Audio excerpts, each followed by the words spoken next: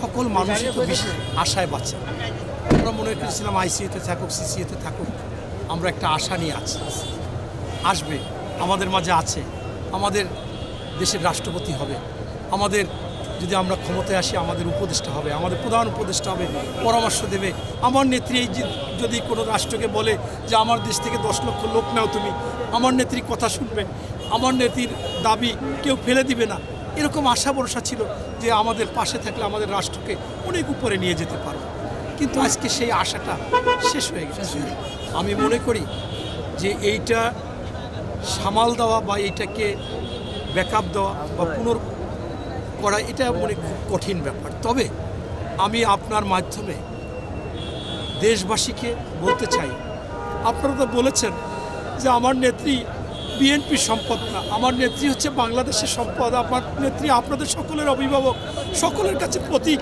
সেইটা যদি হয়, আমার নেত্রী তো ভালো ভালো কাজ করে গেছে, মুক্তিযোদ্ধা মন্ত্রণালয় করেছে, মুক্তিযোদ্ধাদের ভাতা দিয়েছে, বিধবা ভাতা দিয়েছে, প্রতিবন্ধী ভাতা দিয়েছে, বয়স্ক ভাতা দিয়েছে, এরকম অনেক কিছু করেছে।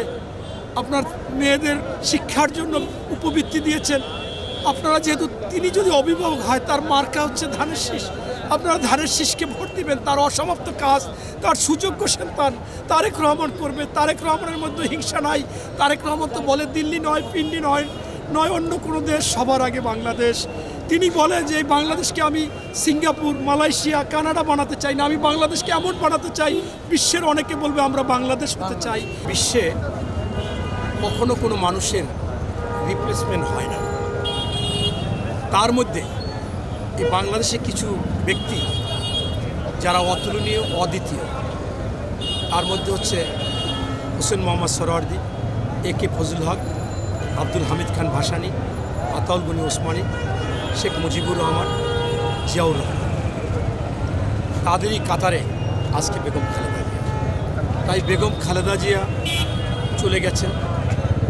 আজকে সারা বাংলাদেশের মানুষ তাকে অভিভাবক মানেন, প্রতীক মানেন। বর্তমান রাষ্ট্রে যারা আছেন, ডক্টর মোহাম্মদ ইউনূস জাতির উদ্দেশ্যে ভাষণ দিয়েছেন, সরকারি ছুটিও দিয়েছেন এবং তারা সকলেই শোকাহত। খবরের কাগজ, নিখাদ, নির্ভীক, নিরপেক্ষ।